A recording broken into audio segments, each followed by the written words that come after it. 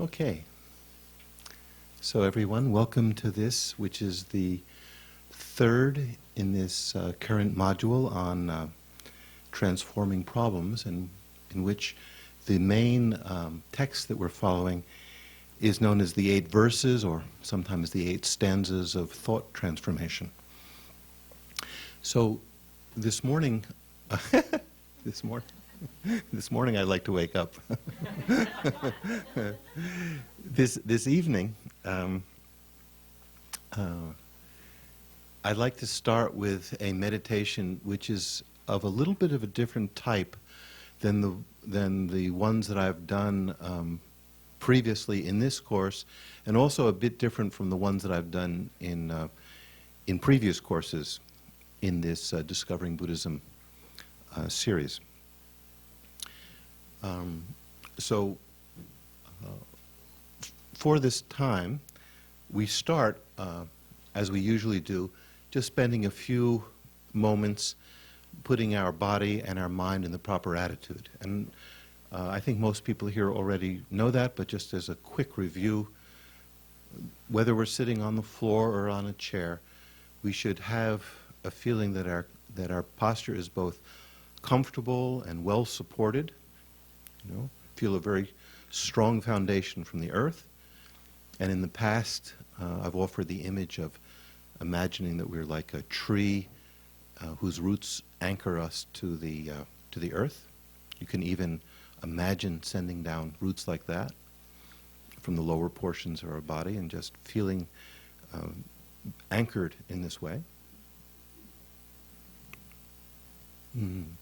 Another image that some people like using is imagining one is like a great mountain which is sits on the plain, solid, unshakable.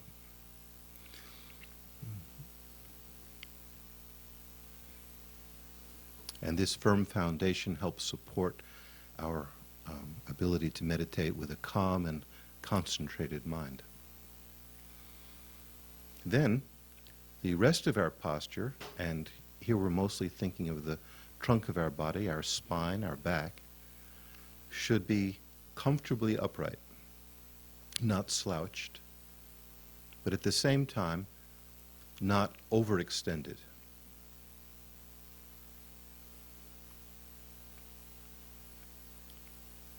And again, there's different images that we can use that help us get into this posture. In the past, we've continued with the idea of a tree or a great plant which lifts its trunk up to the sun, like a giant redwood, for example.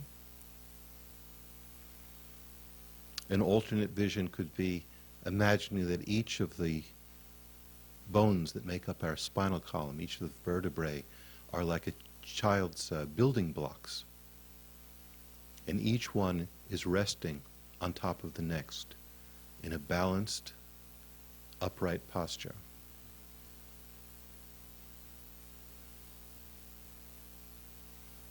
We can actually feel that our body is slowly stretching upwards, slowly extending. But again, not in a manner that makes us uncomfortable. One final image that some people find helpful is to imagine that right at the crown of our head there's a hook or a place for attachment. And right there, there's a cord or a string, and the other end of this string attaches to the ceiling right above us. And then we imagine that this string, this cord, is becoming very taut. So now we're a bit like a marionette, and our posture, instead of being supported from below, is now suspended from above. And if you imagine that, if you imagine being gently pulled upward from the crown of the head, then you can just you might notice that the other parts of the posture naturally fall into place. The shoulders naturally feel open, level, pulled back slightly. The arms rest slightly removed from the side of our body. We can place our right hand in our left palm and place our thumbs next to each other so that the point at which they touch is near the navel.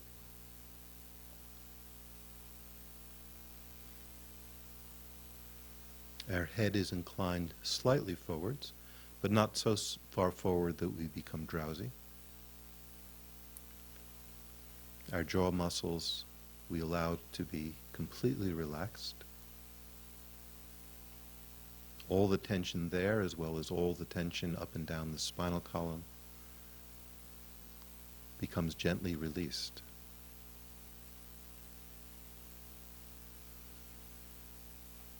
We can place our tongue at the roof of our mouth and just relax, and it will stay at that point. This will facilitate our breathing.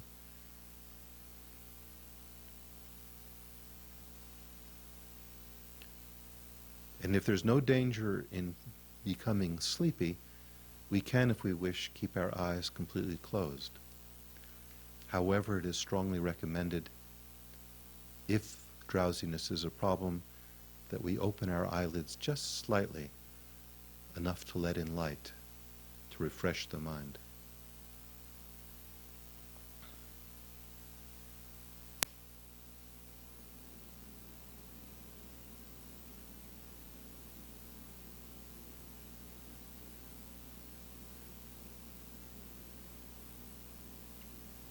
And then allow our attention to remain within the envelope of our physical body.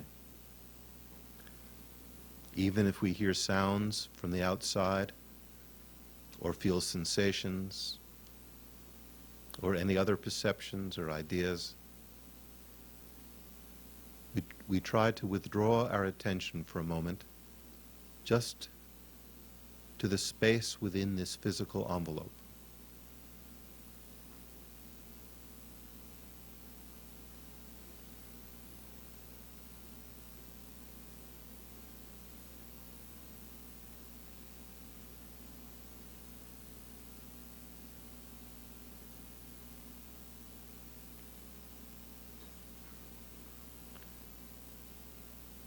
And we become aware then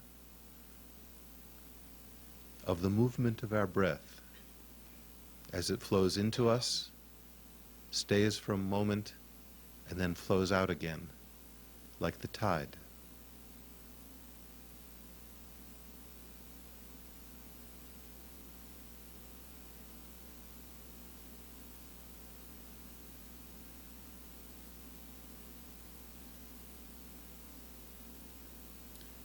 And allow this movement to be the sole focus of our attention for a moment. Being mindful of the breath as it sweeps in, as it stays, and as it sweeps out.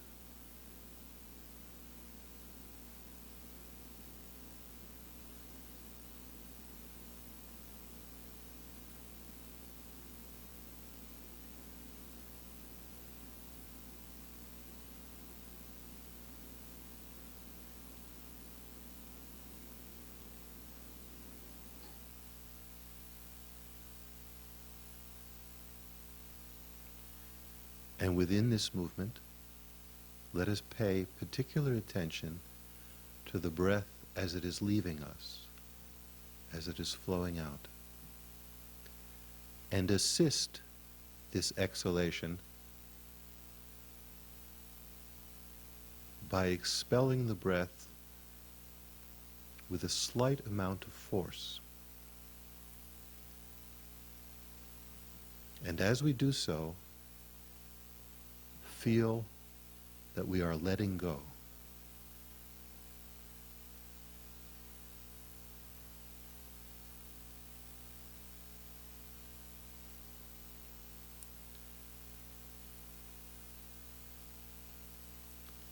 Completely relaxing and letting go with the out-breath.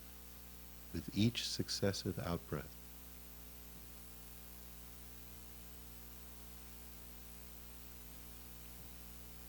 If you were to hold something very tightly in your hand and then started to relax and you feel that tension that had built up, you feeling it ebbing away as your fingers relax and unfold, the same thing is happening now.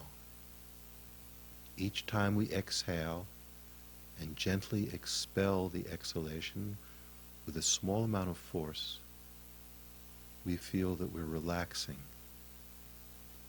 opening up, and letting go.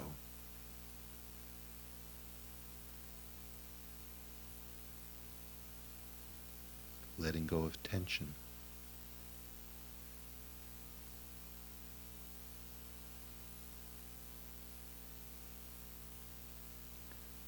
Letting go of busyness.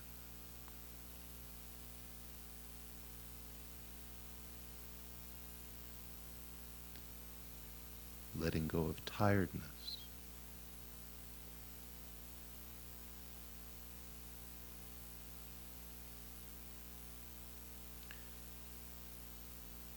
Letting go of whatever aches or pains we may be experiencing.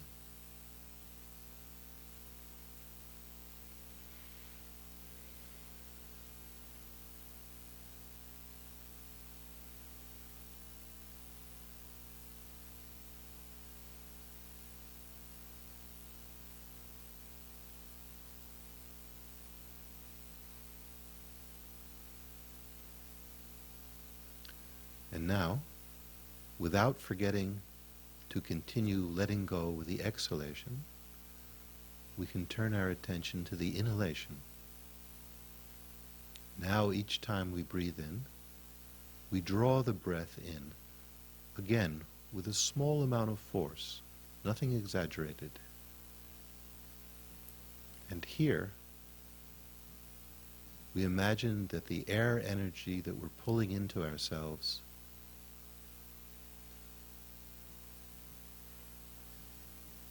is alive, vibrant, with a clear white light energy.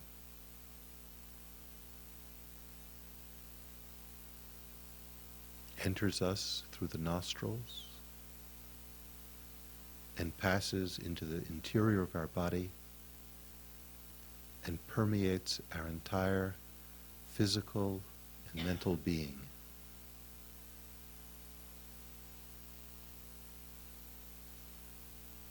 And especially if there's any place within us, a physical spot or a mental state which still feels tense, tight, constricted or painful, breathe that vibrant white light energy directly into that place. Hold it for a moment. And as we do so, allow that energy to completely dissolve all restrictions. And then let go with the out-breath.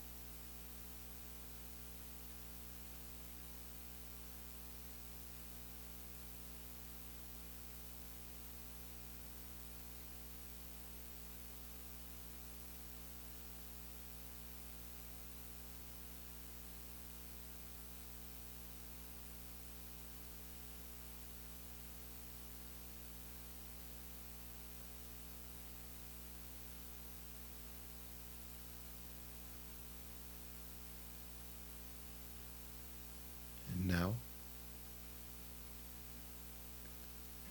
relax our control over the breath.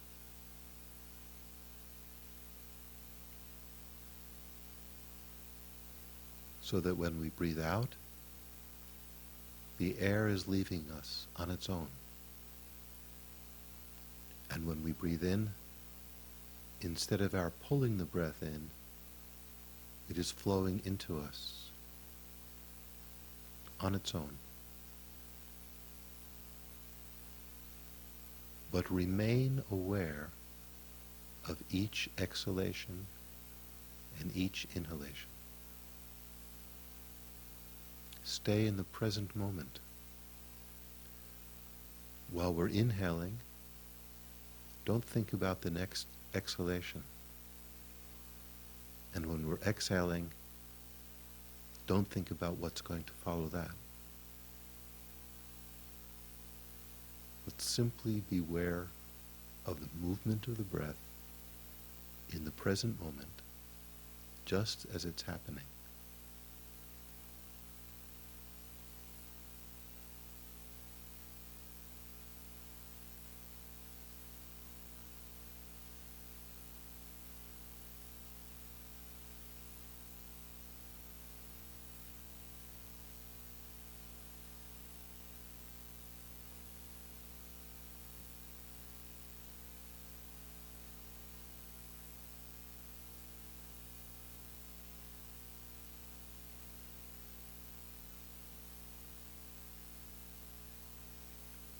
Now to this point, our attention has been restricted to a greater or lesser extent to the area within this physical form, our own body.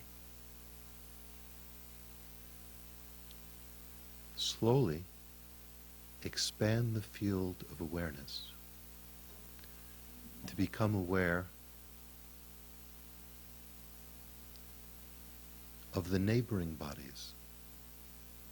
For example, the person sitting to your right or left, or front or behind us.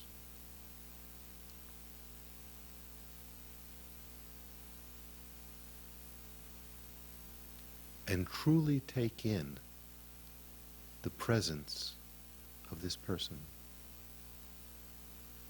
This is not a figment of our imagination. This is another living, breathing human being.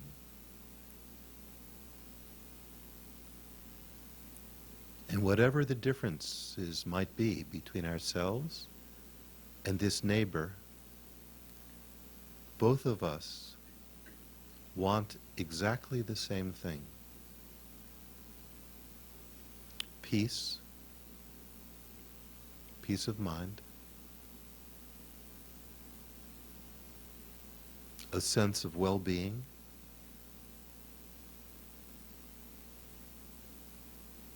happiness, and on the deepest level, fulfillment,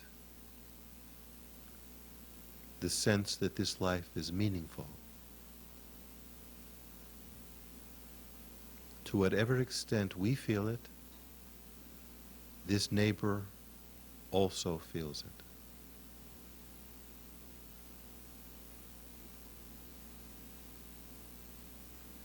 And allow that sense of fellow feeling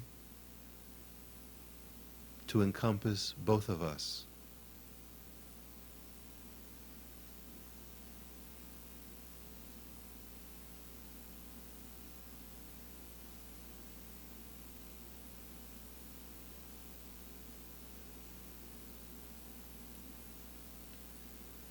It is as if our heart and the neighbor's heart were both the center of an expanding sphere of mutual thoughts of well-being, of affection, of sympathy.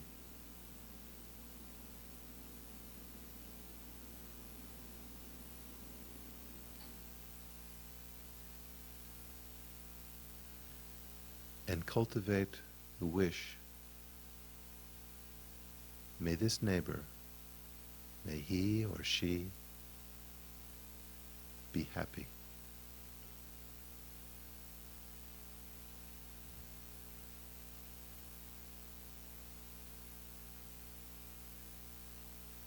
It is no different from wishing ourselves to be happy, which we do all the time. But now, that thought is directed not solely to ourselves, but to this neighbor. May he be happy. May she be happy. May this, my neighbor, know peace of mind.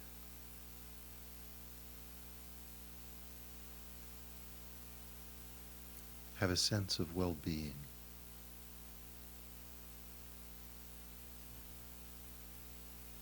Experience happiness.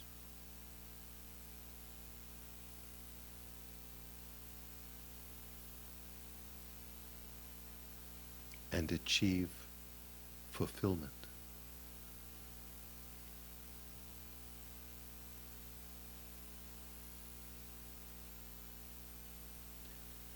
Now, in the remainder of this meditation, at our own speed, under our own direction, we are going to expand this sphere of sympathy to include, one by one, the neighbors to the other sides of us,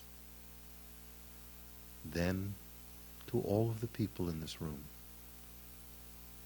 then to everyone in this building,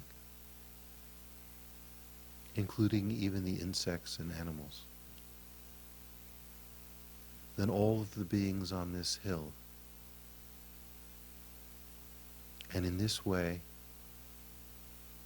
including the surrounding villages and town, the state, the nation, the continent, the hemisphere, the globe, the solar system, the universe. For everywhere that our thought expands towards, there are beings who, just like ourselves, wish for peace of mind, a sense of well-being, happiness and fulfillment.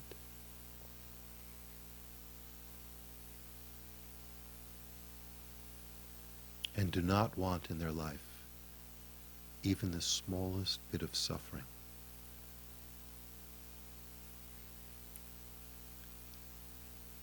As we expand the sphere of our consciousness in this way,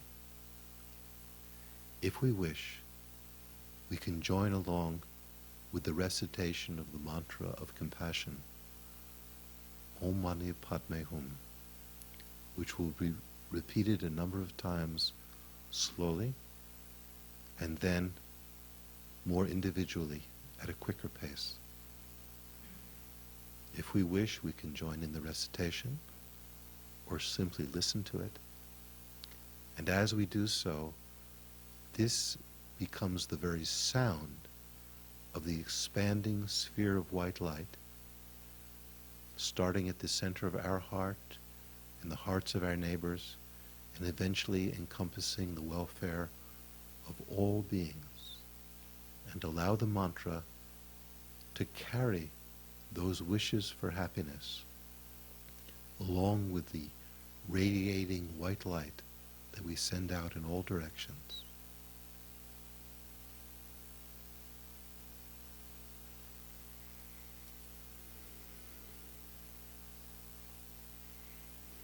Om Mani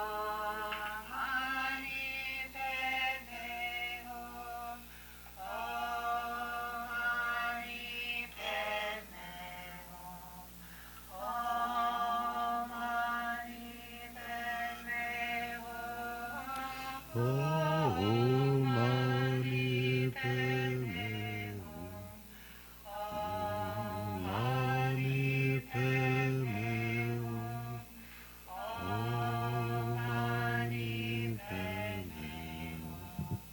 Om Mani Padme Hum. Om Mani Padme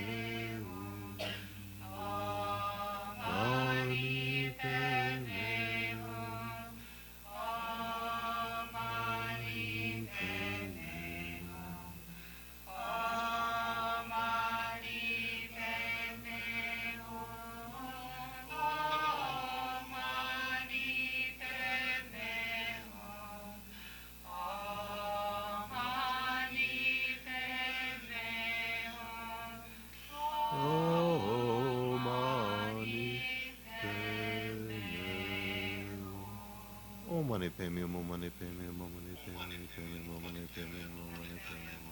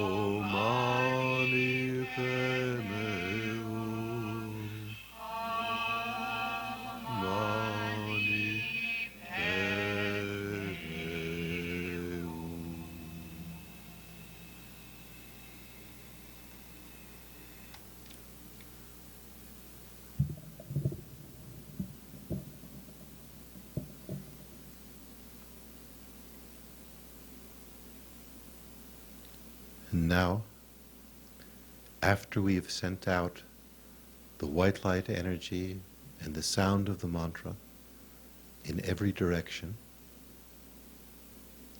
with wishes for the happiness and well-being of all beings without exception,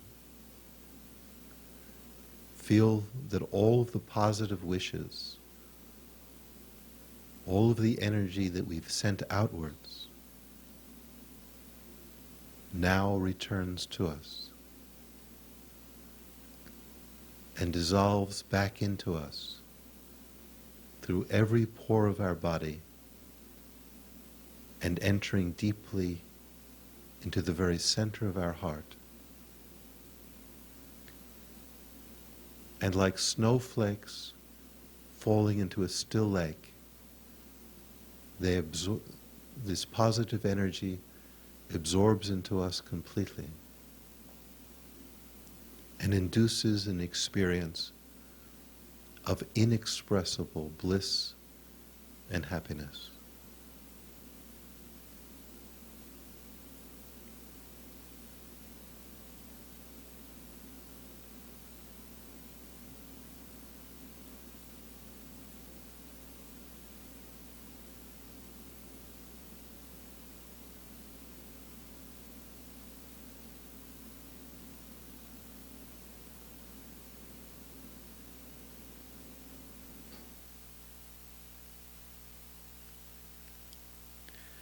Then we can conclude this meditation with the thought that just as we have now imagined bringing happiness and well-being to others, in the future, as the result of our spiritual development, may we actually be able to bring happiness to others.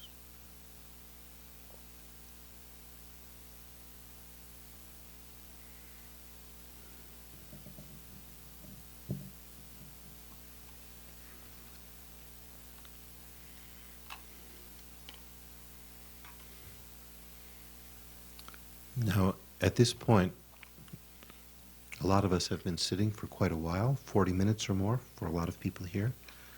So if your posture has become a little bit stiff or uncomfortable in any way, we can use this next minute or so to stand or stretch.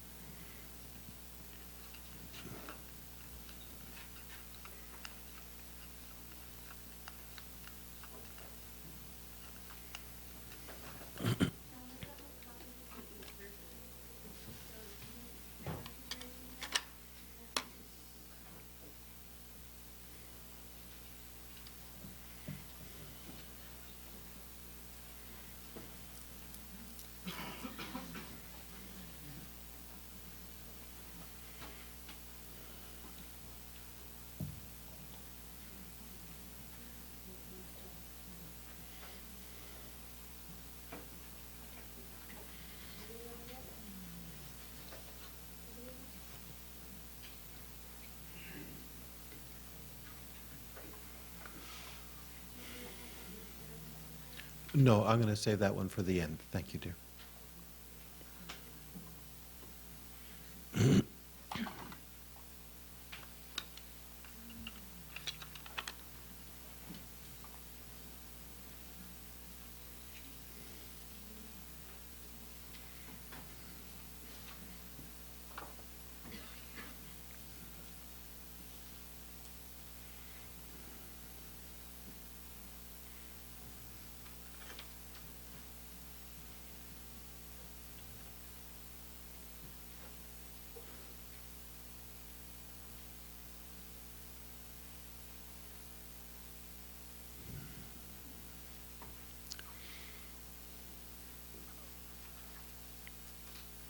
How do you feel?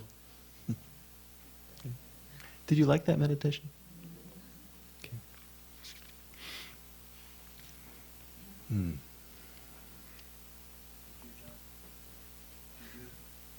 Oh, yeah. Yeah. Yeah. Hmm.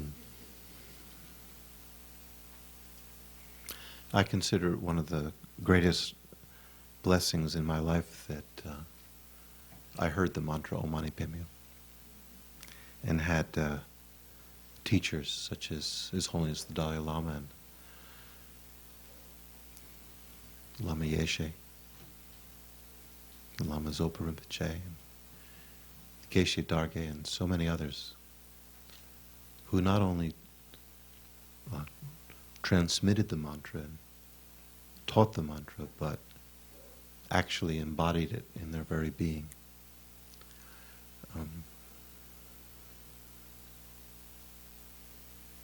So even the chance to share, however imperfectly, even a small fraction of that gift is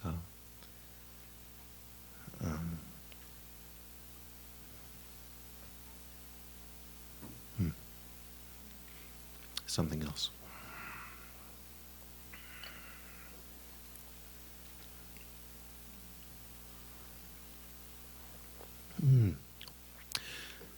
So, the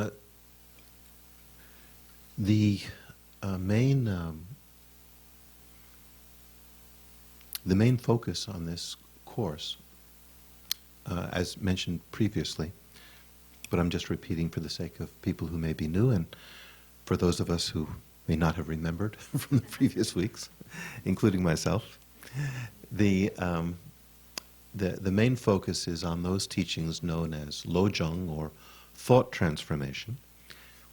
And while all of the teachings, all spiritual teachings, in one sense or another, are thought transformations, ways of transforming our mind from limited to unlimited, from negative to positive, and so forth, these specific teachings on Lojong, on thought transformation, have to do with training the mind in the precious bodhicitta, the wish to serve others in an enlightened capacity.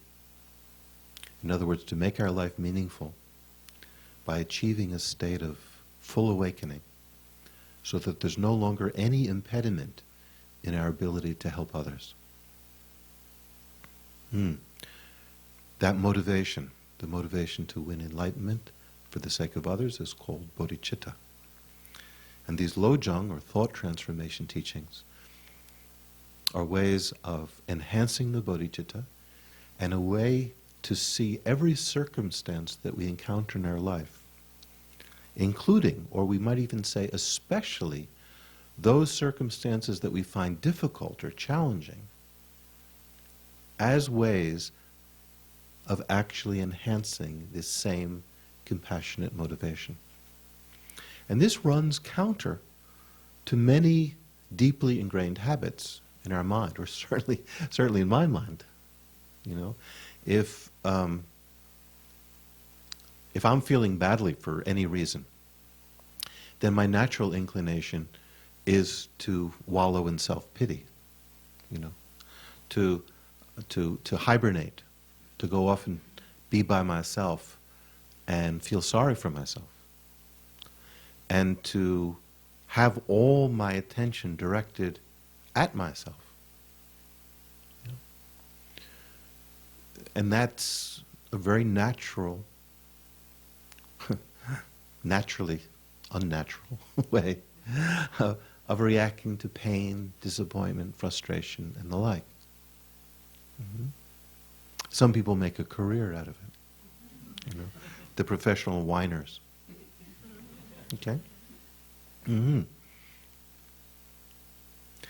And then if we're engaged in some activity, whether it's an ordinary mundane activity or a spiritual activity, then the reaction is, well, I can't do it now because I got a headache or I feel miserable or this happened or that happened. In other words, we use that challenging situation, we use it as an excuse not to do whatever else we were doing. So yeah, I'd like to meditate on compassion, but I can't because I'm feeling so miserable, right? Or I'd like to complete this task or that task, but I can't because my girlfriend or my boyfriend just left me, or I had this disappointment or that disappointment.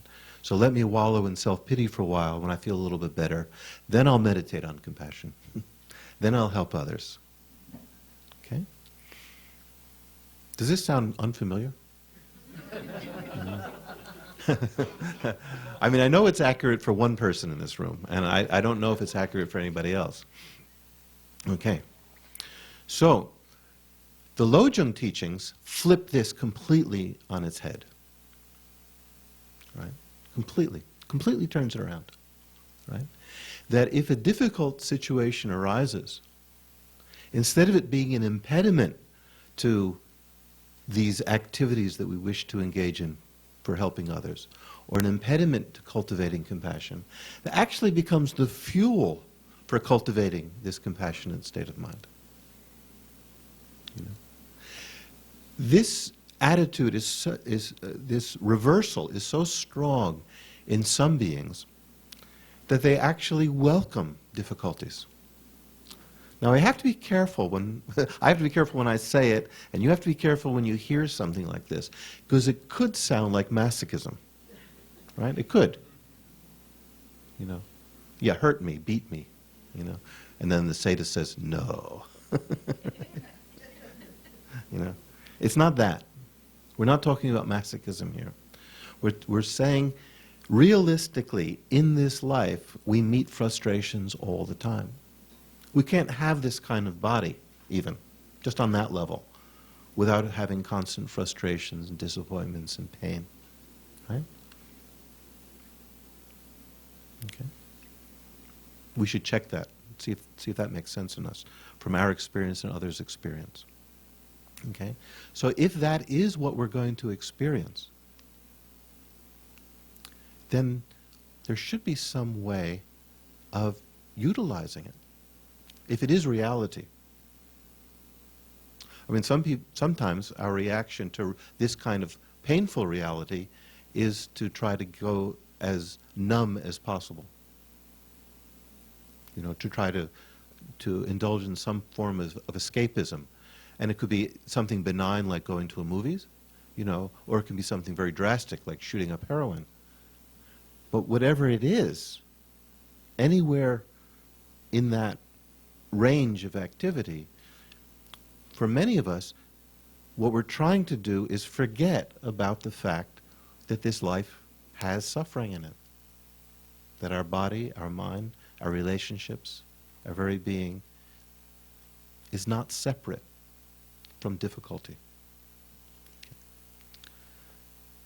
Now, some of these activities, like going for a walk or resting or going to a movie, some of these are benign and in fact can be helpful. You know, we do require rest, relaxation, kind of recharge our batteries. But a lot of the activities are very destructive. Because instead of solving our problems, they cloud our mind and deprive us of the ability to use our wisdom to solve our problems. So when the substance to which we're getting addicted wears off, you know, when the movie comes to an end or the we come down from the heroin, or whenever the escape strategy that we've entered reaches its conclusion or loses its power, there we are, and we're not back at square one. We've taken a number of steps backwards, with our mind duller, with our senses not as sharp. And on top of that, all the same old problems. Okay? So many of the ways that we choose to deal with our problems, everything in this kind of escape mode, numbing ourselves, for trying to forget about it, makes it more difficult for us to deal with the problems, plus the problems increase.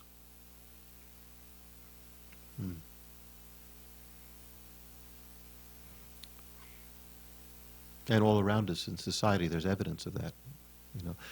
The proliferation of so many 12-step programs, for example, is necessary, in our world, because people are discovering that even if they're materially well off, even if they have certain aspects of their life more or less under control, in many cases, all this does is introduce them to a slightly more exquisite brand of suffering. Even those things which they look for comfort turn into addictions.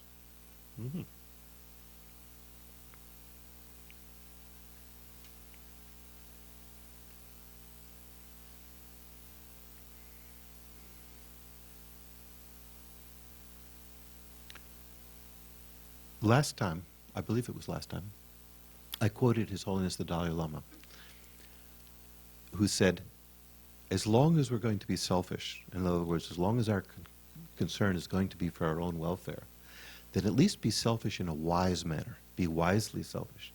In other words, go about it in a way that can actually bring us the happiness and peace and fulfillment that we're looking for. The other ways that I just finished describing, those are selfish behaviors.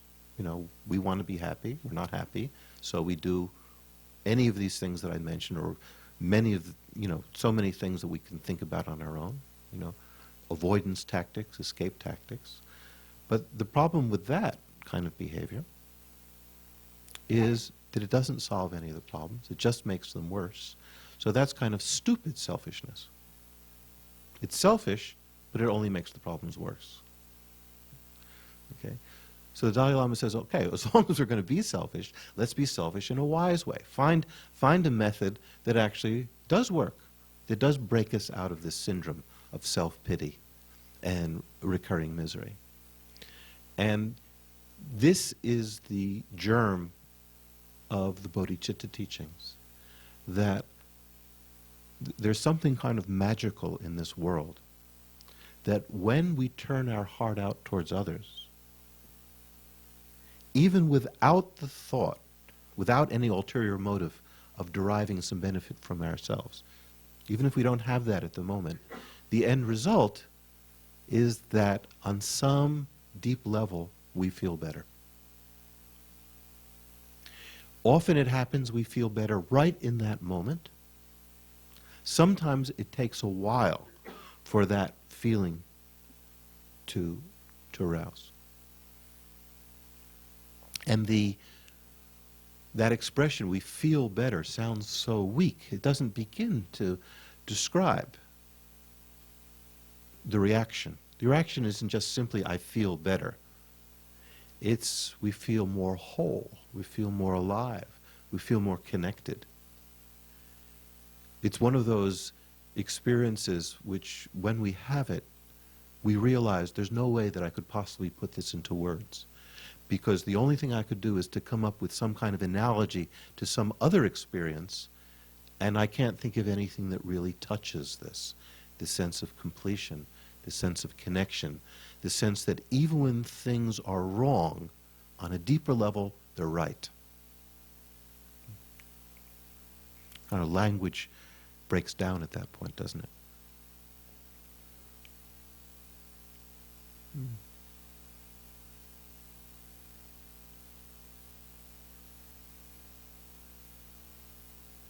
So in this respect, the bodhicitta, this this compassionate wish to help others, and to dedicate ourselves to achieving a state of spiritual awakening or enlightenment so that we can help them to the maximum extent. Not help them in this kind of, simply in this hit or miss way that we can do at the moment, but in a way that's skillful, to the point, wise, effective. That this is the magic elixir. You know, this is like the philosopher's stone. This is what turns base metals into gold. It's that attitude.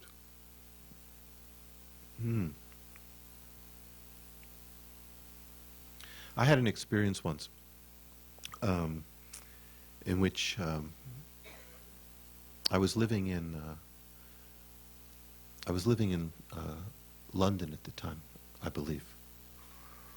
And the reason I'm not sure is the other person involved in this was my neighbor in India and also a neighbor in London. I can't remember where I was, but he was showing me an album of his photographs. And he had made this trip throughout Asia, and he had taken extraordinary photos everywhere he went. Now, at that time, I was very miserable, and I had been miserable for a period of weeks. And it was like, I don't know if any of you ever read Superman, the comic books in the, you know, when you were younger, but there was a guy who came from some other dimension, and he had this. Oh no, I'm mixing up with Little Abner. Little Abner had this guy who had this cloud over his head. Superman had this guy from another dimension, and he said his name backwards, and he got sent back there. Do you remember that guy, Mixie Niplick? Huh? Yeah. Now, this is the guy from Little Abner, which I didn't read that often, but I saw this person. Whenever he entered into the situation, he had this cloud over his head. And that's how I felt I was. At that time, I felt like I had this cloud, and I couldn't see any way out of it. And then, on that day, my friend Brian showed me this album that he was putting together, that he was thinking of publishing. And I was looking through it, looking at all these pictures, and they're very wonderful pictures of Afghanistan. They could have been taken 1,000 years ago, and India and Thailand and so forth. And then we got to a picture taken in some Chinese community. I don't think it was actually in China itself. I think it might have been in Indonesia, right? Or Malaysia, where there was a large Chinese community. But it was of a Chinese woman, and the story behind it was that her husband had passed away, and they had this large fire, as they often do. And in it, they burn effigies of the things that person may want in a future life. You know, like automobiles and stuff. They're all made out of like paper mache and so forth. So there's this big conflagration, but it's for the dying person. So Brian took a photograph of his wife, and she was completely distraught. I mean, the photograph, I don't know if you've ever seen any of Picasso's pictures, The Crying Woman. He did a whole series of them, maybe 20 of them or more. Extraordinarily powerful paintings. Well, this was like this in photographic form was like this. It was grief. That's all it was, just pure grief. And there was nothing held back from that. The suffering of this woman's life was in like every fiber of her being, and it was completely expressed in this photograph. And as I looked at it, at this photograph,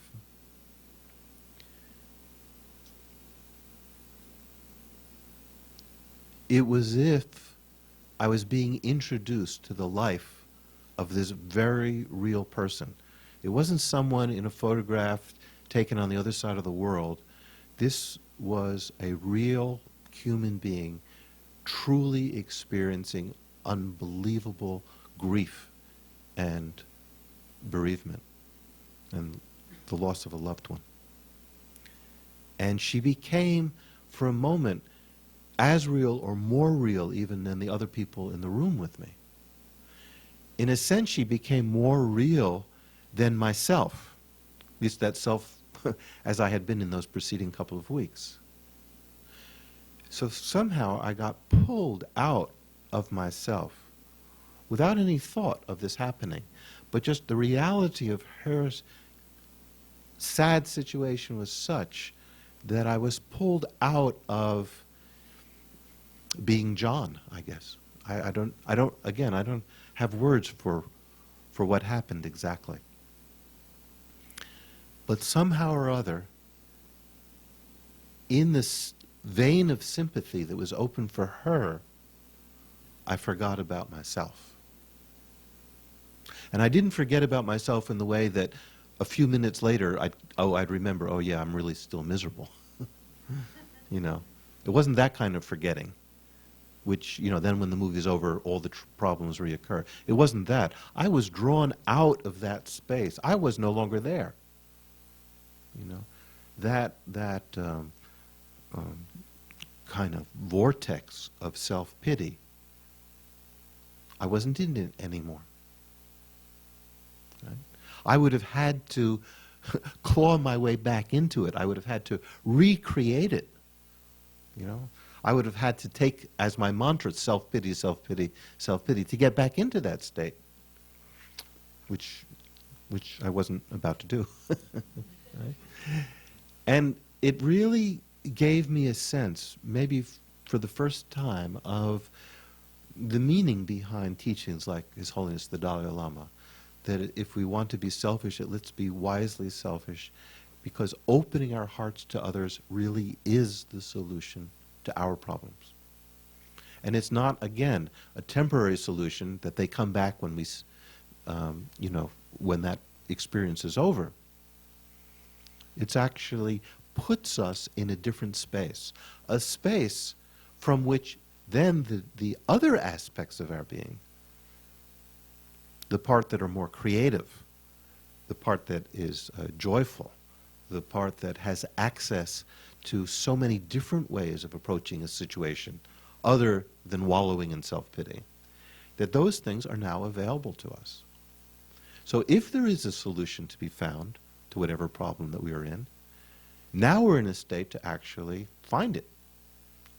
Whereas before, just wallowing in that self-pity, in that prison of self, even if there was a solution, we wouldn't have the clarity or the energy or the creativeness to find it and to put it into practice.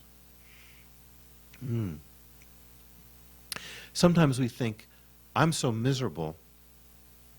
The thought of cultivating compassion and thinking of others' misery is like, why should I want to add more misery? I'm already miserable enough. Why do I want to think about the misery of anybody else? Right? And sometimes, in certain fragile states of mind, that's reasonable. That is reasonable. Right? Like, I wouldn't have expected that lady at that time to then turn her attention to someone else who was suffering. Right? That wouldn't have been realistic. Maybe sometime, maybe after some time has passed, yes, but not at that moment. Right? But me, my self-pity was about just petty ego concerns. It wasn't that my husband or wife of 40 or 50 years had just passed away. Right? Whereas that was her experience.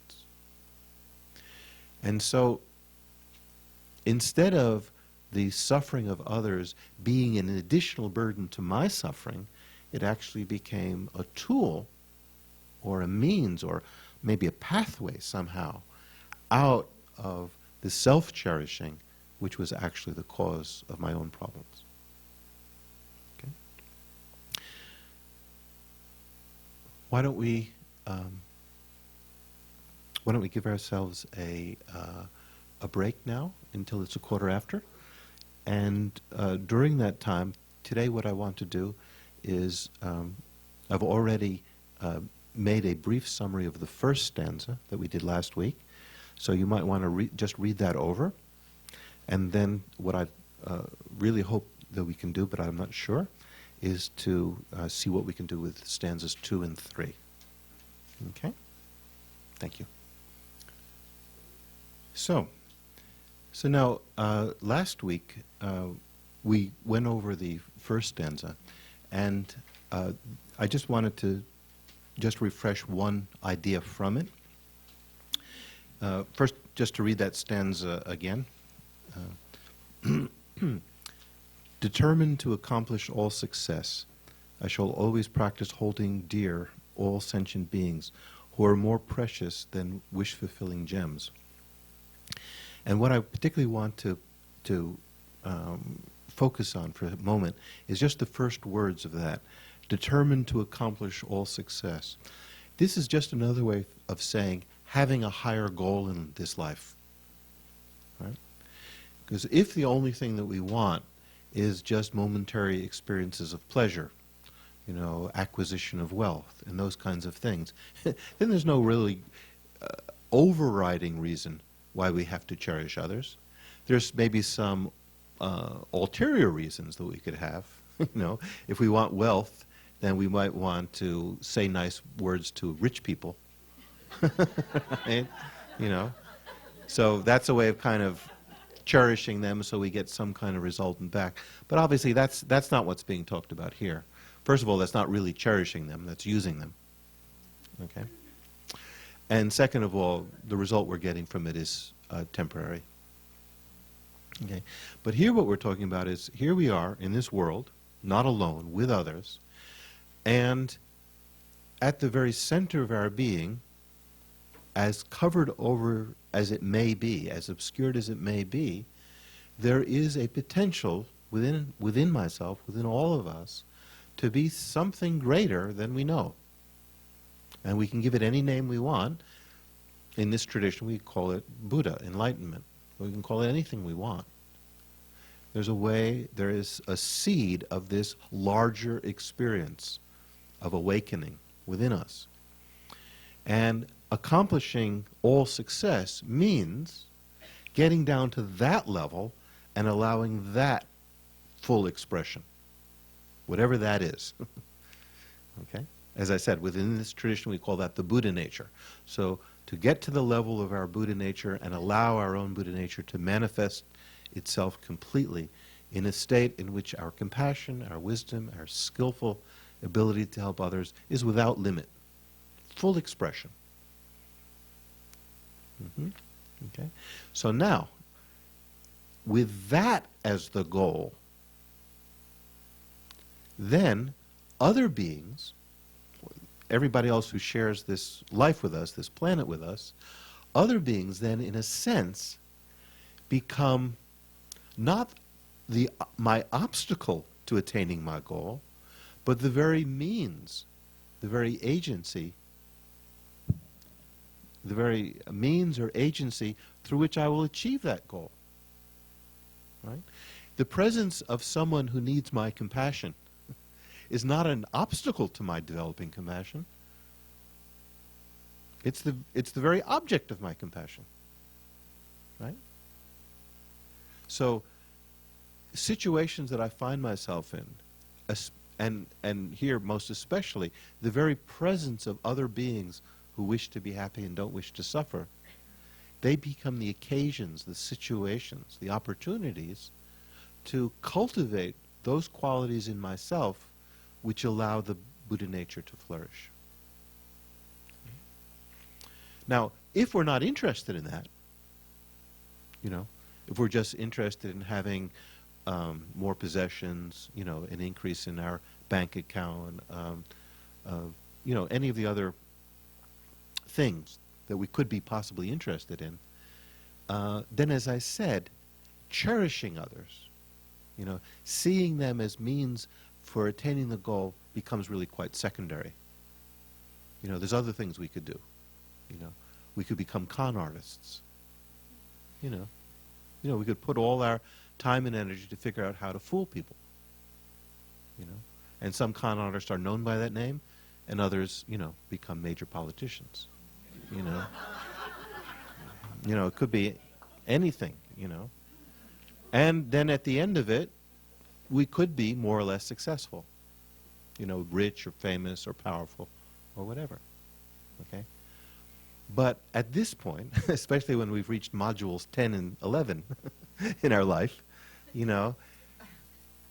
some shift in attention has occurred. And now we're looking for, as it says, all success.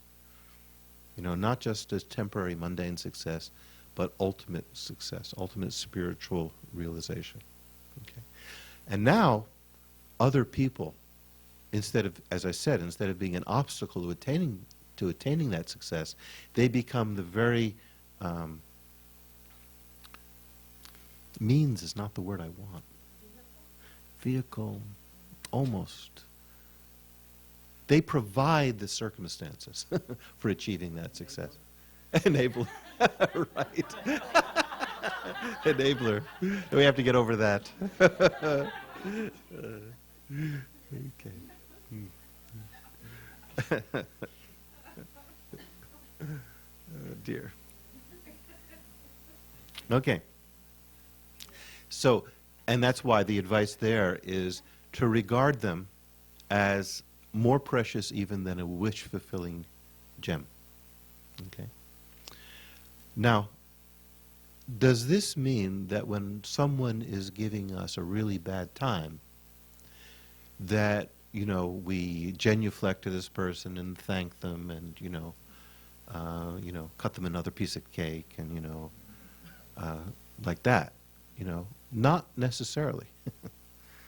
In some cases, actually, that's not a bad technique to follow if someone's giving us a bad time. But there are situations, as His Holiness the Dalai Lama points out, in which something is wrong and we should confront it. Someone's acting really like a jerk. Now, you could say, oh, I have to cherish others, so I should, prostrate to his jerkydom. Make an idol out of it, No, if he's acting like a jerk, then we should, point it out to him. Not let it go by, saying, hey, you're acting like a jerk, You're really creating problems for a lot of people. But what is the motive for doing it? What is the style in which we do it? That's the problem. That's the question, I should say. That's the challenge. If we do it in such a way that I'm superior and you're inferior and I'm going to tell you what to do, right? Or if we do it with anger, you act like a jerk one more time and I'm going to knock your block off. If the motive is that, anger, jealousy, superiority, and so forth, then even if what we say happens perhaps by chance to be skillful, it's really not going to work in the long run. Okay? But if we say, here is another suffering being who also, like myself, has the Buddha nature and is providing difficulties for me to challenges to my wisdom, challenges to my skill, challenges to my creativity, huge challenges to my compassion. Okay? These are the very things I need to work on. Thank you. Thank you for providing that challenge, you jerk. Right? He's still a jerk. He's still acting like a jerk. Right? But we can approach it still with respect, with some gratitude. That this person, my interaction with this person, is still for the purpose of achieving enlightenment to benefit others. Okay? Now, if that person is so heavy that there's no effective way of dealing with him or her, then withdrawal is often called for, just stepping back. Right? But if the situation is such that we have that interaction going on, right, then the question is, what is the nature of that interaction that's actually going to, on a temporary level, make this situation better, but on an ultimate level, be an occasion for me to develop compassion, wisdom, skill, and so forth, to be able to manifest my Buddha nature and hopefully help that person manifest his. Now, when we ask the question in that way, we're automatically showing respect to the other person. We're automatically indicating in our own mind that just as I could be better than I am, he could be better than he is. Right? We're not blaming him for it. We're just noting that at that moment, that pure essence is being very thickly obscured. And we're aiming to fix it. Again, not from on high, I'm so good and I'm going to help you, but just we're in it together. So it's an attitude of respect. Now, having that attitude of respect, in our heart, then opens up that door of creativity that I was speaking about, and skill, and it's from that we decide what action we're actually going to take.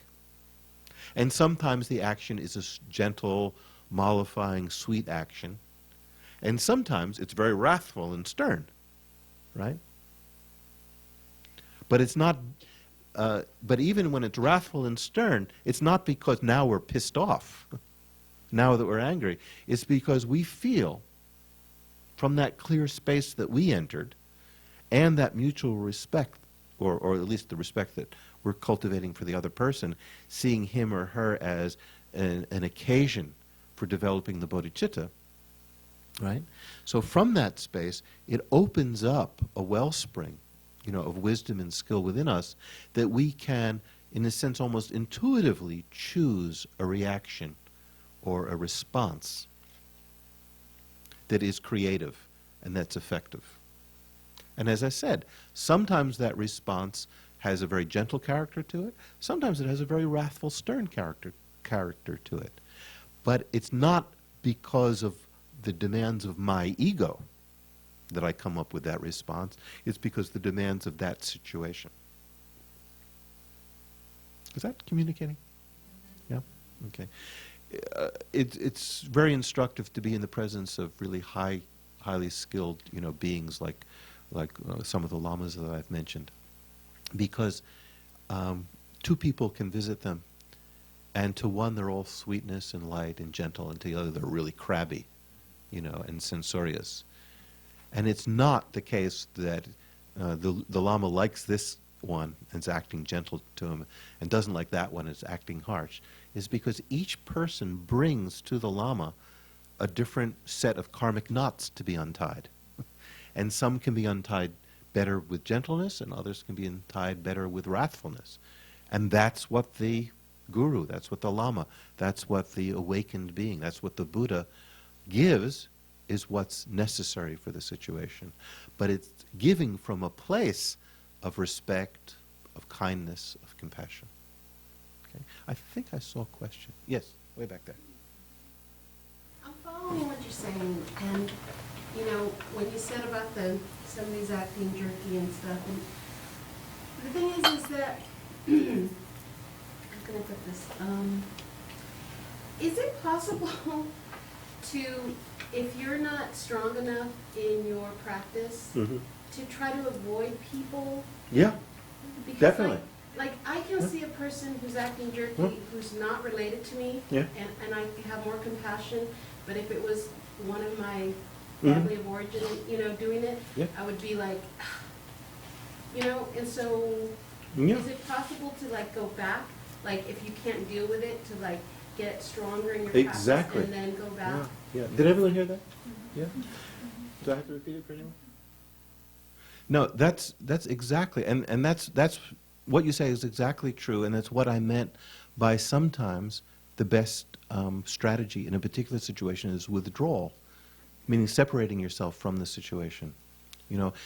If a situation is so overwhelming or it's pushing so many buttons that you know that opening your mouth, you're only going to make something worse, then stepping back it's not like you're abandoning the person, you're just taking honest stock of yourself, and at this point, that's the best strategy I can come up with.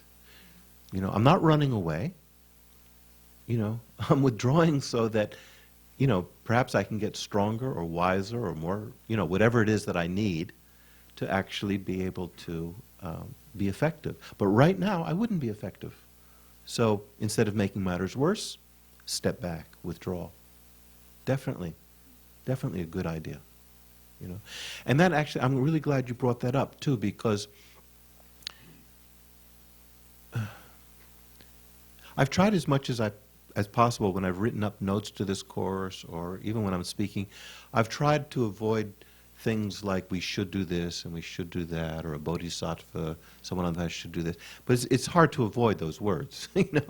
They come out anyway. And even if we avoid the words, often the idea is there anyway,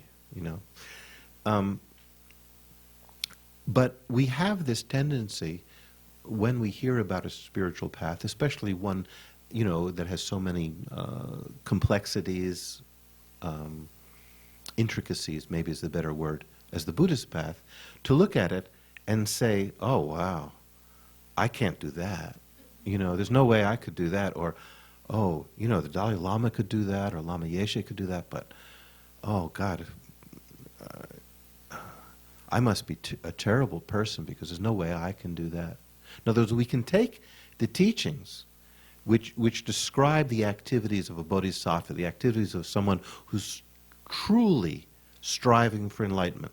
That's his or her primary consciousness, as primary as seeing or smelling or tasting or touching, right? Is this conscious wish to attain enlightenment to benefit others. That's how primary it is for the bodhisattva. And we see all the extraordinary sacrifices such a bodhisattva will do, the incredible actions, acts of generosity and so forth. And we can take those teachings and beat ourselves with it. He can do that, she can do that, but I'm so terrible. And, we can kind of should ourselves to death, right? Kind of berate ourselves. But one of my teachers, and at this point I can't remember which one specifically, he said, do those things that you can do, and then make a wish to be able in the future to do those things that you can't do now. So if you hear about the activities of a higher bodhisattva, someone who is able to, cut off his arm and give it to someone if necessary, without even feeling pain, and there's stories in the teachings about people who have achieved that level of selflessness, they could actually do that, And then instead of taking that as something like, wow, me, I can't even give away my dessert to somebody else, much more, much less my right arm, So instead of taking that attitude, sort of say, well, this much I can give, right? So by my act of giving this, in the future, may I be able to give more. So we take the so-called higher bodhisattvas, those who are further along the path and can do more, instead of taking them as something that we should feel guilty about, that we're not at that level, take them as an inspiration. And in fact, this becomes an extraordinary lojong, training the mind practice. So for example, you're walking along and you're eating a sandwich, let's say, and then you see an animal who's very hungry, obviously, as almost all of them are almost all of the time. But this one particularly impresses you that way. So you take the bread off the sandwich and you break it up into little balls and you throw it and feed it to the animal. If it's a bird, you probably can't come too close. So, you can maybe throw it over there. If it's a dog, maybe you can come closer. All right? Again, you try to use your skill. How am I going to get this to that? Right? Which approach am I going to take? So, as you feed it, as we feed the food to the animal, we can think, just as now I'm able to give this animal physical nourishment, so in the future may I be able to give it spiritual nourishment. Right? So instead of saying, oh, I wish, I were some extraordinary being who could change the life course of this animal, and all I can give it is some bread, poor me, Instead of approaching it that way, say, okay, this is what I can do. Take it as a vehicle, an inspiration, a wish or a prayer, whichever way you want to look at it, that in the future, may I, as I'm giving this, in the future may I be able to give that, meaning everything up to enlightenment. I think I saw a question. Yeah. As a child, I was taught to get as close as I could to the people who were most likely to harm me and try to redeem them with my kindness. And I think now I overreact overly strongly when people seem to want something from me, especially people who are suffering. So I tend to kind of want to run screaming from the room. And I was wondering if you could address, that getting in the way of my desire to be there for them. Mm-hmm.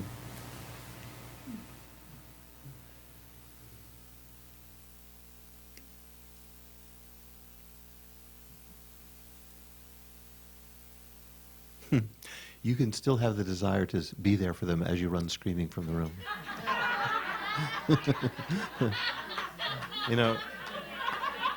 Really. You can say, I can't be what I want to be for this person at the moment. I don't have the skill, I don't have the knowledge, I don't have the power, I don't have the force of personality. I don't have these things right now. Better that I remove myself from the situation. But I'm not running away from the person. I'm not running away from the situation. I'm just withdrawing from it because I don't think I have the equipment. I'm not well armed enough. I need the armor of a bodhisattva. And that's what I'm going to get. I'm not running away. I'm running to equip myself with that armor. And here by armor, I don't mean like a defensive mechanism.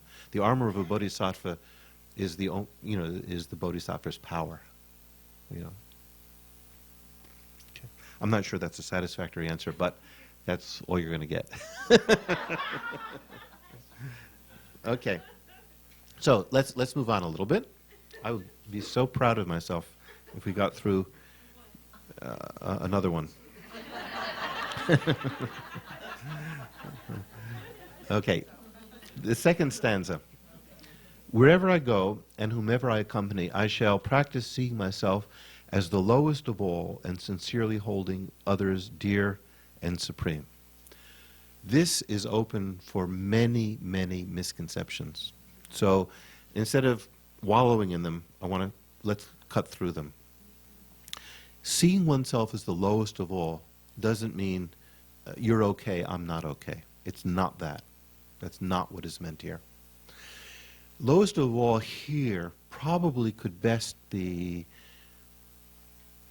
expressed by the idea of service, being of service. In other words, if there's a group of people, the one who takes it upon him or herself to serve the others, takes the servant position, is, in this context, the lowest of all. Right? It's the opposite of the feeling like, I'm high and exalted, therefore it's not up to me to cook the food, clean up, vacuum, arrange this, arrange that. Those are the kinds of things that should be done for me. The servant doesn't have that attitude. He says, that's my job. Now, in India they might say, that's my caste. That's my fate, that's my karma. Here we might say, well, that's my job. I was hired to be a servant. So, when everyone else is sitting down, eating, I'm preparing the food and serving the food and doing those things. Why? Because that's my position. Not because I'm so lowly in the sense of worthless, but my position in this order of things is to serve others. And that's what it means to be lowest. Not like you're truly exalted and higher and better than me, and I'm so worthless that the only thing that's left open to me is to, scrub your toilets and, clean your house and serve your food and like that. It's not that. There's a big difference. But that very phrase, seeing myself as lowest of all, that often when we read that or hear that or think about it, it ties into this kind of self-destructive cycle that a lot of us are caught in. That the service we give others, we give because we can't do anything better or we're not worthy. Okay? That's not what's intended here. I think I've used the example in the past that when Lama Yeshe, my teacher, when he passed away in Los Angeles, I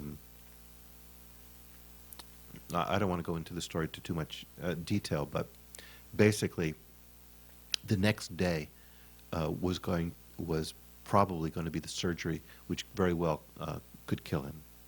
you know. And if he didn't have the surgery, he very well likely was going to die. And in fact, he did die the next day. He did die the morning the next day. He passed away. So the day before that, all of that took place, the contemplated surgery and the imminence of death and so forth, he said to Lama Zopa, who was with him, he said, it doesn't matter. It doesn't matter if I die tomorrow. He says, if I die tomorrow, I have no regrets because I've been really fortunate in this life. I've been fortunate to be able to use myself as a servant for others. Right? So it's like that was the great success. He was so successful, right, that he came from a small village in Tibet with no idea that even that there wasn't an outside world, and then, he ended up being someone who traveled all around the world, was instrumental in starting Dharma centers all around the world.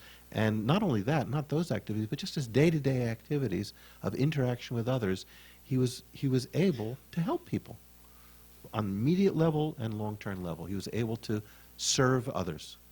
And so from his perspective, that was a successful life. Not having riches, not having possessions, not having fame, but just being able to use his life in that fashion. Right? That's the kind of service that's meant here by being the lowest of others. In other words, you get off the high horse, get to the lower position, get at their level, and then provide the service that the others need. Yes, Jimmy? Holding yourself the lowest of all also have something to do with genuine humility? Genuine humility.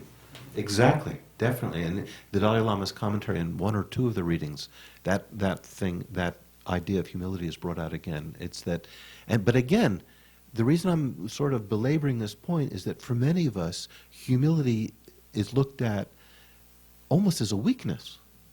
Here, humility is a strength. Okay, it's a different attitude. So if these words like humility or being lowest or being a servant bring up ideas of worthlessness, that's definitely, emphatically not what's meant here. But if for us being truly humble is a strength, that's what's meant here. And there's some great stories.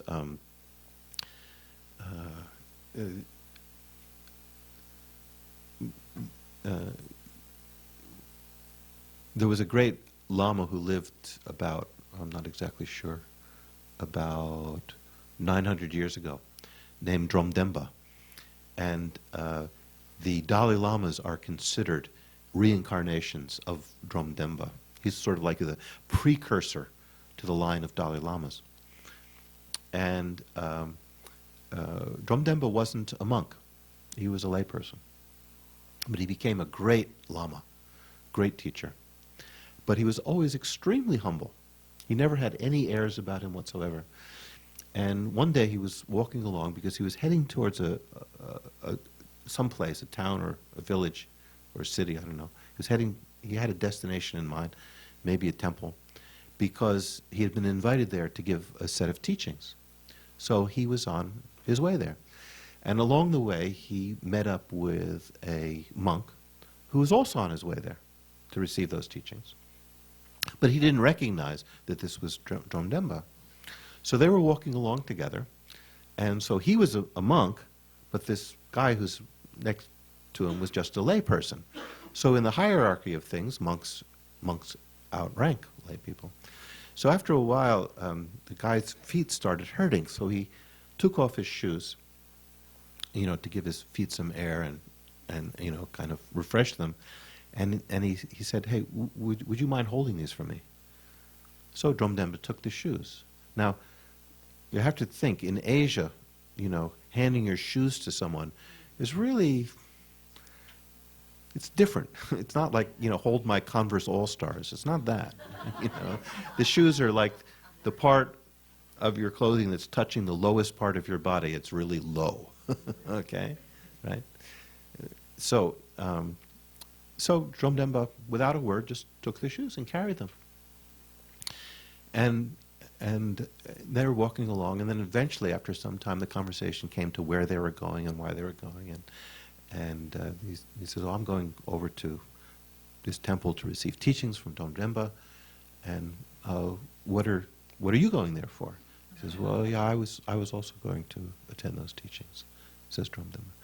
So he says, "Really? Who are you?" He says, "Oh, I'm Dom Demba." And so the monk was so embarrassed that he ran away without retrieving his shoes. He kind of ran away barefoot in embarrassment, you know. And the Dalai Lama tells a story about this great Lama who lived a few generations ago called Paltro Rinpoche. And he was a great meditator who went from place to place to do meditation and also to give teachings. And in Tibet, when a stranger came to a village, they would just knock on someone's door and the people would put them up. You know, that was just the way it was. So he was living temporarily with a family as he was traveling from making his way across the countryside to where he was going to continue his meditational practice. And so while he was staying in the house, he was helping out with all the chores, you know, including, taking the waste out, you know, like the chamber pot, like they had in the old days, right? They didn't have in those areas, you know, anything like a sewage system, you know. So you take the pot outside, and that's what he did. So after a while, the Lama's disciples were wondering, well, where's our teacher, Paltro Rinpoche? You know, he left here and he hasn't arrived there. Where is he? So they went kind of searching for him, and they came to this house of this old lady, and they said, we're looking for our teacher. And she said, "Oh, there's no Lama here. There's no great teacher here." He says, "There's just someone who's staying with us temporarily. You know, he's our servant, and he's actually out emptying the chamber pot right now." And they said, "Well, what does he look like?" You know, so she described this guy, you know, this servant, this temporary servant, you know, who was emptying out all the crap. And they said, "That's our teacher. That's Paltro Rinpoche." You know, and the old lady again was so mortified, you know, that she had given the lowest, dirtiest job to this man, you know, who turns out to be the highest of the lamas, you know. But from his point of view, he was just helping.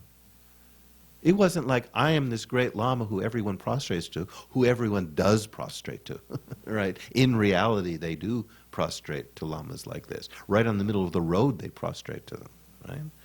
You know, that's the kind of respect he receives. But in his mind, he's a servant of others. So if you have to clean out the toilet, that's what you do, right? And the Dalai Lama evidences this all the time. There's a story that was going around Dharamsala when I was living there, that there was a teaching taking place that he was giving, and everyone left. And then when he went out, everyone had gone, but there was this one old monk, and he was looking around the hallway, and he was looking for his sandals, and he couldn't find it anywhere, and he kind of thought that maybe someone else had walked off with them. So the Dalai Lama came out, and he saw that this man was obviously searching for it. He says, "So what are you looking for?" He says, "I can't find my shoes anywhere." So he just got on his hands and knees and started searching all over the hall together with this guy and whoever else was there looking for the shoes. It didn't occur to him, I am the equivalent of the king and pope of this country. There's virtually no one in this country who would not sacrifice their life for me, so why should I get on my hands and knees and look for shoes? This thought didn't even occur to the Dalai Lama, right? So being humble, right, having that kind of humility is not a weakness. It comes from being so totally solid with yourself that you can do anything. Okay? So that's what's meant here by being the lowest of others. And there's different lines of reasoning which can help us support this. And the main lines of reasoning are used to combat a kind of pride or an arrogance. Because if we have that kind of pride and arrogance, not the good kind of pride, but that, you know, stuffy, arrogant type of pride, if that's what we have, then not only does it make our interactions with others miserable, right? Not only that, but it prevents us from receiving realizations, prevents us from learning. The Tibetans have a phrase which goes something more or less like, the tree that's high up on the mountainside is the last to bear fruit. Which means if you are filled with yourself and you're so exalted, you place yourself so high above others, you're going to be the last one to gain realizations. And the father of Shakyamuni Buddha was so proud that his son was this world-renowned great teacher that his realizations were delayed because of the pride that he had in being the father. You know, this arrogant, maybe arrogant in his case was a little bit strong, but it was kind of like self-referential pride, you know. You know, people will look up to me because I'm the father of the Buddha, that kind of pride. It wasn't necessarily arrogance, but just, you know, solely, you know, looking after self so strongly. And I think you probably know, a lot of you know this, the Zen story told in the Japanese Zen tradition, where this professor, kind of this professor of Buddhology, really filled with all his knowledge about everything Buddhist, goes to visit a Roshi, you know, a Zen master, and the master invites him for tea, and so the professor thinks, oh, well, now I'm going to see how the tea ceremony is really done by a master. And you know the Japanese tea ceremony, everything is in the proper place, and everything is just perfect and immaculate. So you go through the ceremony, and the master is pouring tea into the cup of this professor, and he just keeps pouring and pouring and pouring, and it's slopping over the side, dripping everywhere, and the professor is freaking out, and he says, stop, don't you see the cup's already full? And the Roshi says, yes, and that's why it can't hold anymore. Right? You know, and if you're going to be so full of yourself, then what are you going to ever be able to receive? Right? So that attitude, that kind of pride is what's being talked, you know, is what's being attacked here at the second one. Not the pride of self-worth or self-esteem or any of those, not those have value. But this kind of arrogant pride of being so full of oneself that we can't be receptive, we can't learn. Okay, so there are times when our attitude towards others has that kind of arrogant, self-satisfied, smug quality to it, and we should recognize that that's actually a hindrance. And whatever we can do to lower that, you know, is actually helpful. It's not degrading, it's actually helpful. It makes us more receptive. So the Dalai Lama uses this example in a number of his writings, I've noticed. A number of his teachings, probably is more accurate to say. That, let's say, if I'm a human and there's this kind of like bee or mosquito buzzing around, I could have a certain kind of pride thinking, you know, I'm human and you're just this lowly insect. It's possible we could adopt an attitude like that. The Dalai Lama says, well, in that case, think, anything that mosquito or fly does, you know, that's annoying or limited, is perfectly expected. You know, it's perfectly understandable, right? It's to be expected, right? But myself as a human being,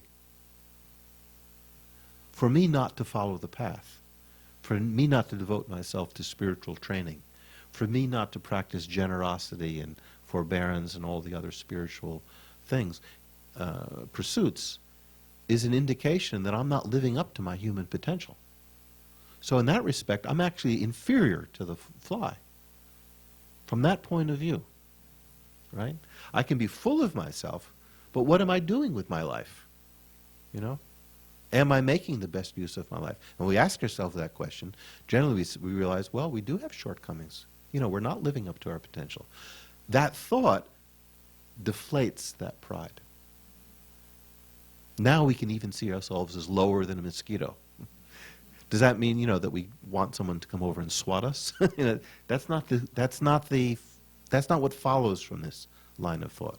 What follows from this line of thought is that arrogance, that that smugness, there's a good word in this case, that is deflated.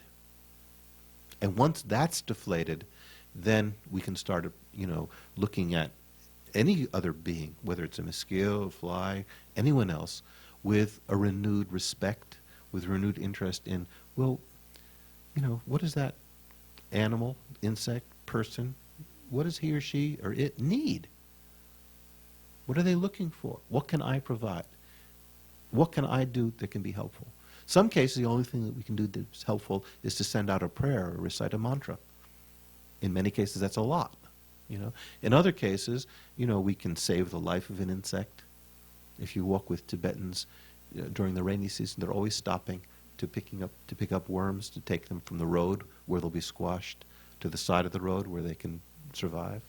In other words, there's all kinds of things that we can do, but it's not being done out of pity or out of sense of superiority. Ideally, not. I mean, I can't say what's on the mind of everyone who engages in those actions, but ideally, it's being done from this place of, to give it a phrase, enlightened humility. I think I saw a question. No? Okay. Oh boy, it's 9. I did 2. I didn't do 3. Tell you what, I do want to say something about 3 because I think this will set the tone for the intervening week, all right? So if there's people who must go, then please feel free. I'm going to try to limit this just to a few minutes, as much as I can.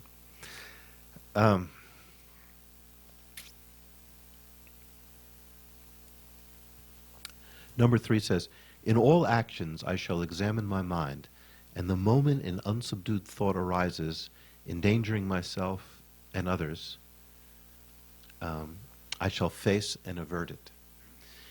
And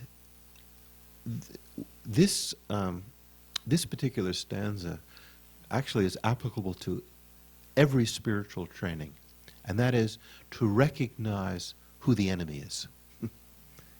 It's like the bodhisattva, the being who's striving for this enlightenment that we've been talking about, the compassionate bodhisattva who wants to be a servant of others in the best way possible, is actually a warrior. And in fact, is sometimes referred to that, even in the traditional teachings, as a warrior. But what the bodhisattva is combating are the delusions. The delusions arising in his or her own heart, in his or her own mind. That is what has to be fought. Because the bodhisattva recognizes that if these delusions arise and they're not cut off, they'll take over. And not only they will take over, they have taken over. In other words, they've taken over. That's the reason why they arise, is from past imprints. So we've engaged in greed and jealousy and attachment and hatred and doubt and arrogance and all of these things. We're really familiar with it. Our mind has been under their sway for such a long time that they arise. Unbidded, unwanted, they just arise. So what are we going to do when they arise? Dalai Lama says one attitude we could have is that'll be okay. In other words, okay, I'm feeling a little proud or angry or attached or jealous, but it'll pass. I don't have to do anything about it. It'll be okay. He says, don't make friends with it'll be okay. Recognize it's this very thing that has to be combated. This is the enemy. The enemy is showing its face, right? Again, the attitude with which we enter into war with it, we have to be clear about it. It's not like, oh, here I am, jealous again. I'm such a horrible person. I'm worthless. I've heard all these teachings, and here I am getting angry, jealous, attached, It's not that. That's not the attitude. It's like, all right, these thoughts, these emotions, these negative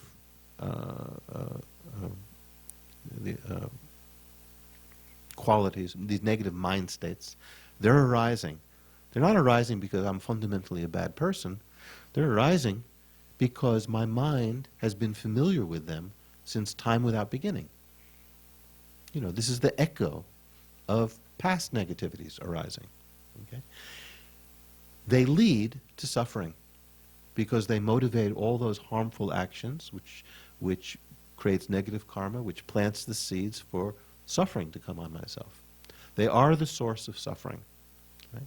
So, what is my aim in life? My ultimate aim of life is to be an enlightened servant of others. How can I possibly be an enlightened servant of others if I allow my mind to remain under the sway of these delusions, of these negative mind states? There's no way I can do it. So these have to be cut off now. Okay?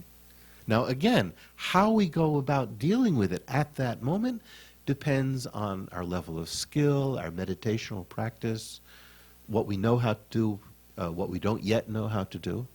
There's many things that we can do. The greatest thing that we can do when any negativity rises is to meditate on ultimate reality, to meditate on what's called emptiness, which is the topic of the last stanza, the 8th one. Because the realization of emptiness is what ultimately cuts the root of all of the delusions. But emptiness, that's hard. That's difficult, Even when I said emptiness just now, a lot of you probably thought, oh, he means nothing exists? Make believe nothing exists? It's not what emptiness means. Emphatically not. Okay? So even understanding the words of the emptiness teachings is difficult. Putting into practice, even more difficult.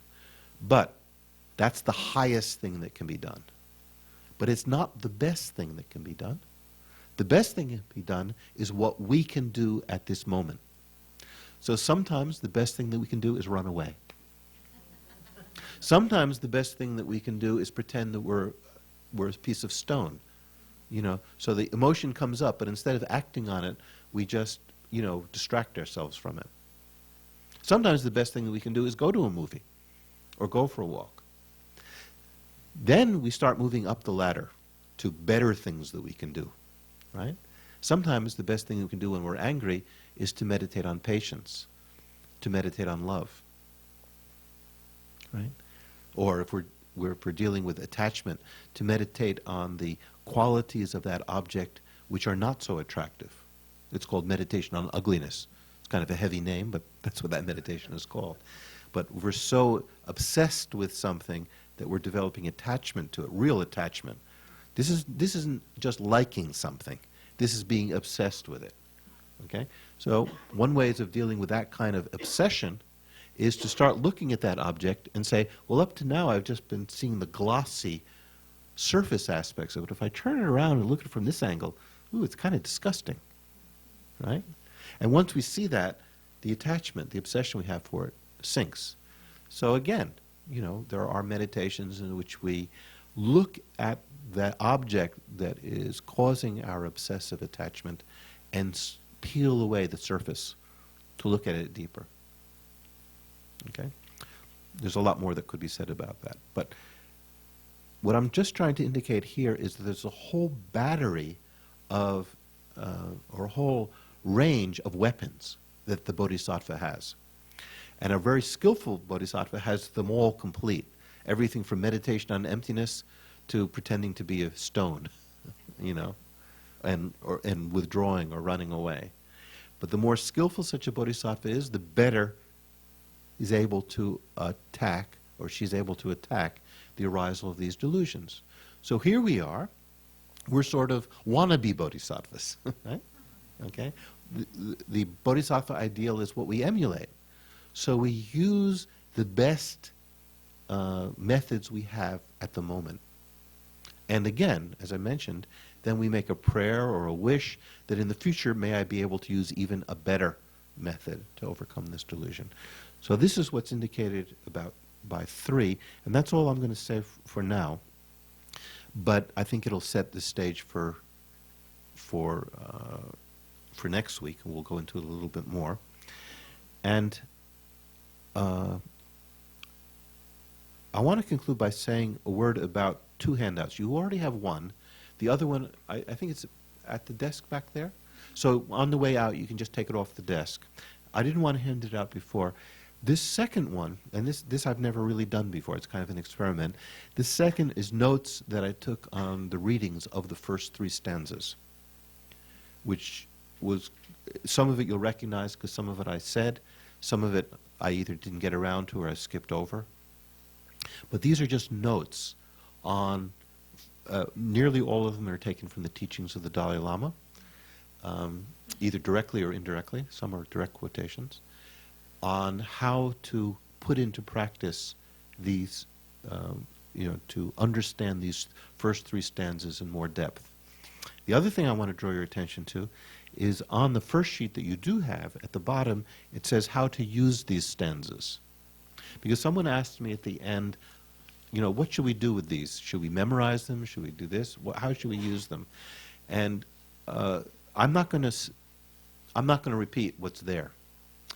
But please read that, and we can discuss that more next week. But that's the strategy of how to take whatever teachings we receive on these 8 verses, these 8 stanzas, and the 8 stanzas themselves.